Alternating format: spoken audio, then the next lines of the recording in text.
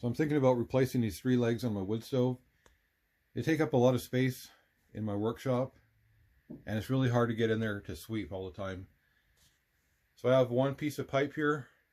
I'm going to make it into a single leg if I can.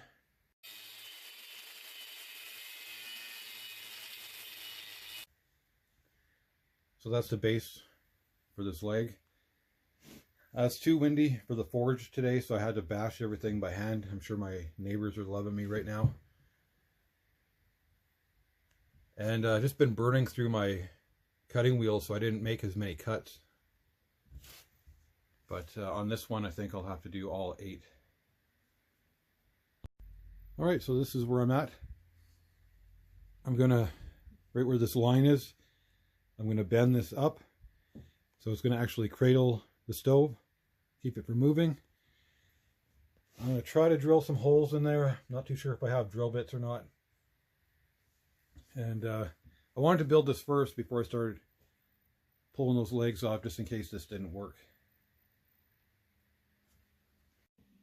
So everything's screwed and bolted together. I think that looks so much better. Really opens up that area and easier to get to sweep.